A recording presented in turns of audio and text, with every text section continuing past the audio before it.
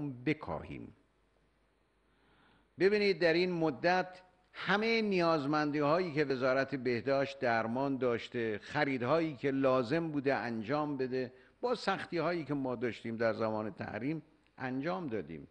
به محض اینکه وزیر محترم بهداشت به من نامه نوشت که ما نیاز داریم به 150 میلیون دلار برای بیش از 30 میلیون کیت جدید آزمایشگاهی، من همون لحظه موافقت کردم و دستور دادم و به ایشون گفتم این 150 میلیون دلار در اختیار شماست برای اینکه ما بتونیم کیت های جدید رو بخریم، وارد بکنیم، با یک زمان خیلی کوتاه مشخص کنیم فردی که احتمال میدیم مبتلا هست آیا تستش مثبت یا منفی هست. این کار داره انجام میگیره.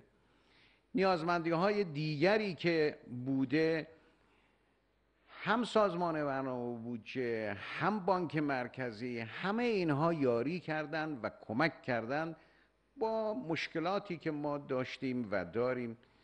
و الحمدلله نیازمندی ها اکثرا به توسط شرکت های دانش بنیان داره ساخته میشه، در اختیار مردم قرار داده میشه. 22 میلیون ماسک امروز داره تولید میشه و در اختیار مردم قرار داده میشه. ماسک هایی که مورد نیاز پرستاران ما هست در داخل داره تولید میشه. ونتیلاتورهایی که مورد نیاز هست در داخل داره تولید میشه. خیلی از نیازمندی ها و تجهیزاتی که امروز مورد نیاز ما هست در داخل توسط متخصصین ما، دانشمندان ما.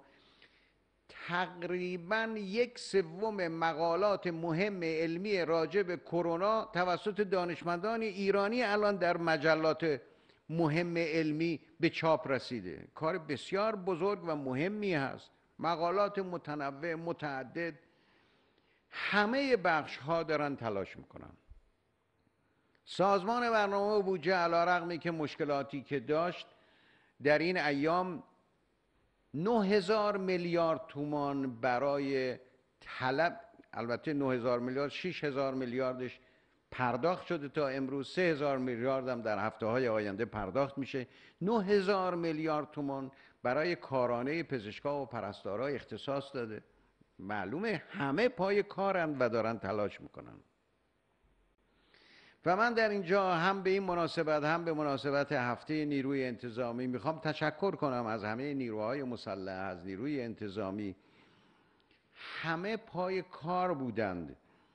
یعنی اگر نیروی انتظامی که حالا وظایف بسیار زیادی رو برای امنیت کشور به عهده داره، برای امنیت مرزها به عهده داره، برای مبارزه با مواد مخدر به عهده داره، برای مبارزه با جرائم سایبری به عهده داره، به عنوان ضابط قوه قضاییه وظایف سنگینی بر دوش داره.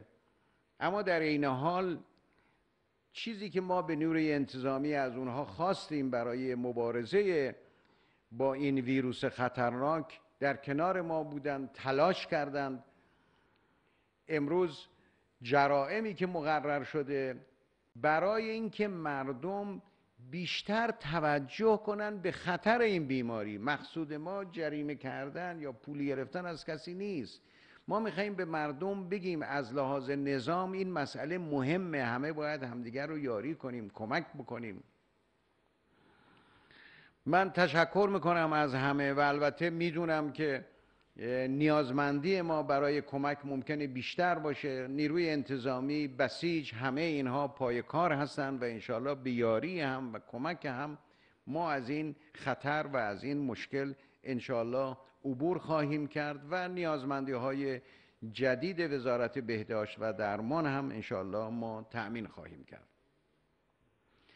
نکته دیگری که میخوام بر او تأکید کنم، این ایام صادرات و روز صادرات بود، روز 29 مهر ماه. صادرات غیر نفتی امروز برای ما بسیار مهمه. دشمنان ما تلاش کردند تا جلو صادرات نفت، میعانات، فراورده، سایر چیزهایی که به هر حال جزو صادرات مهم ما در گذشته بود بگیرند. اما تنوع صادرات ما مانع شد تا اونها موفق شدند. حتما شما بدونید دشمن در توطئه